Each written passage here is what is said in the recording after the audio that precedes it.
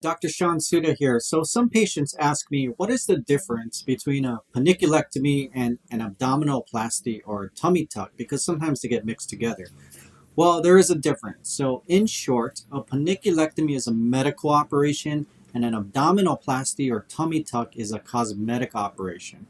An abdominoplasty or tummy tuck, not only the skin, but the muscles underneath the skin are tightened up. And this is so someone can have a flatter looking abdomen. This is often done in plastic surgery offices. For a panniculectomy, this usually has a medical reason to do. So when patients like mine have weight loss after surgery, or let's say you go on a diet and you lose a lot of weight, and that excess belly skin hangs over your waist, sometimes as low as your knees, then you can have problems from that. It can be back problems, mobility problems, you can have sores under your skin, you can have hygiene issues.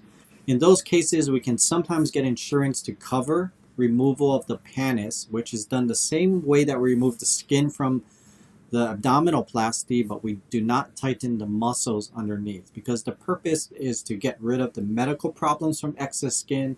It's not necessarily to get a flat abdomen. That being said, there's often a very satisfying cosmetic result from a panniculectomy also. But that's the difference between a panniculectomy and a tummy tuck.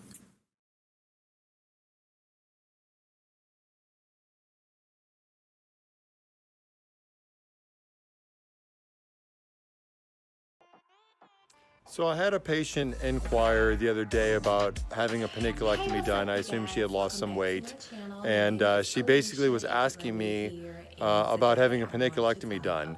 And it was really interesting as I learned that when you do a Google search for the word panniculectomy, as I did, it turns out that all you see is tummy tuck results. So I can understand now how patients who are looking at panniculectomy surgery might think that they're getting a much better result than they're actually getting. So I just want to clarify and explain what a panniculectomy is versus a tummy tuck. A panniculectomy is actually a procedure that really should never be done, if you want to know the truth. There can never really be a good outcome for a panniculectomy. I'm going to say never, with that being a 99.9% certainty. Panniculectomy means basically you're only removing skin from below the belly button, so between the belly button and the pubic area.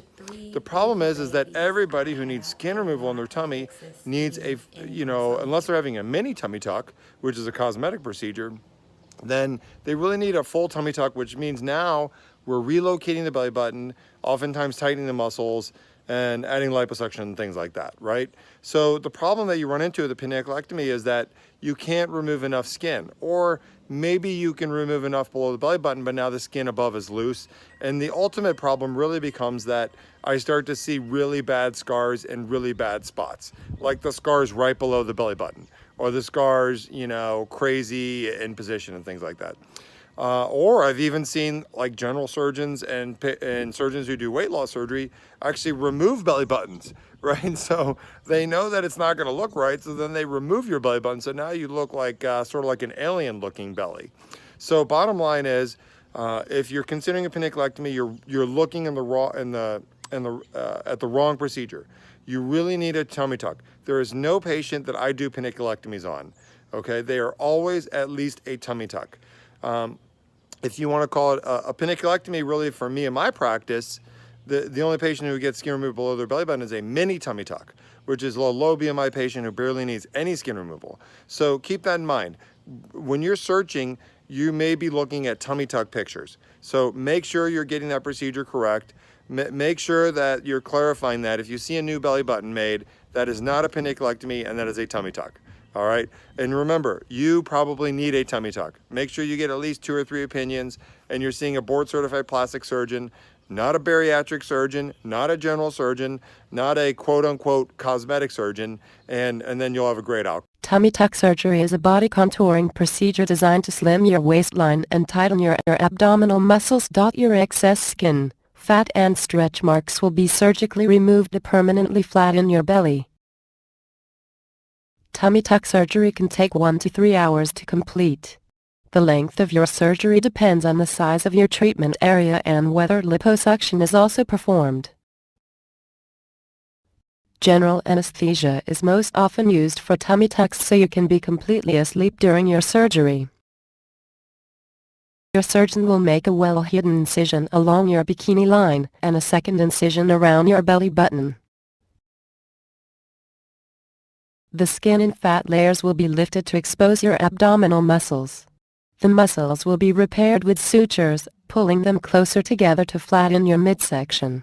Now that your muscles are tightened, the layer of skin and fat is pulled back down towards your bikini line. A new hole will be created for your belly button, and anything that hangs over the incision will be removed. Drainage tubes are usually placed through tiny holes below the bikini line incision so fluids can escape as you heal. The surgery is now complete. Your incisions will be closed and bandages will be applied. Recovery time for a tummy tuck is usually about a week to 10 days of rest and relaxation to let your body heal. You can get up and go for light walks the day after surgery. You will receive specific return to work instructions from your surgeon. And today we're going to talk about the difference between a panniculectomy versus a cosmetic abdominoplasty. And a panniculectomy is usually reserved for patients who are not at their goal weight. They're usually on the fluffier side, and however their panniculus or their abdominal apron of skin and fat is so severe it's causing rashes underneath. And for this reason, there's a small chance that insurance companies may pay for this. Versus a cosmetic abdominoplasty, where the six-pack muscles are put back together and corseted really nicely. There's a new belly button that's made and transposed very nicely, which the panniculectomy does not include. I do advise that patients deflate themselves as much as they can. Therefore, I'm not sewing this thickness of tissue to this thickness. Instead, I'm sewing this to this so you can see your results better, so you can see your six-pack muscles come through. Yes, they're there. And so I do advise that you go ahead and try to lose as much weight as possible. For the best results, you'll see an example of that here.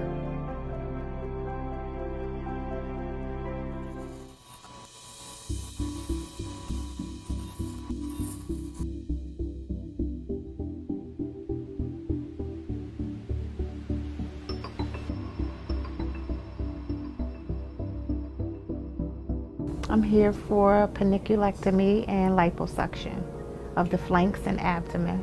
My confidence was a little shot for a while, and I want to build it up and feel more, confident about myself. I like the reviews. He had a lot of really good reviews. I was online yesterday till 4 o'clock in the morning just reading his reviews, and he had phenomenal reviews. I'm looking forward to coming out of here looking beautiful.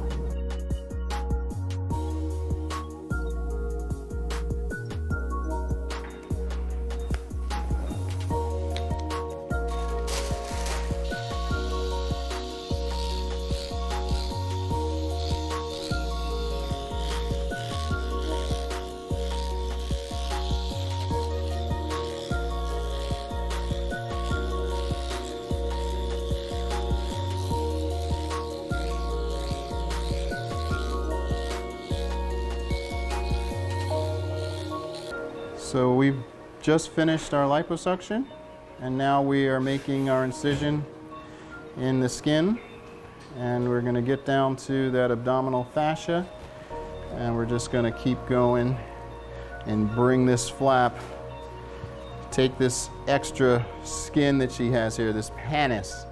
That pannus is what she is really concerned about, because it's giving her a whole lot of issues, from candida infections under here that's causing the discoloration, a moist, foul smell that just chronically is emanating from this area, this extra weight that's kind of giving her a little disproportionate in the way that she carries herself, is giving her significant back pain.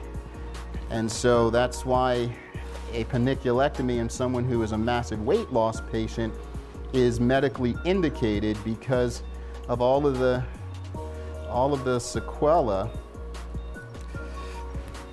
that can occur from that extra skin overhanging the belt line there.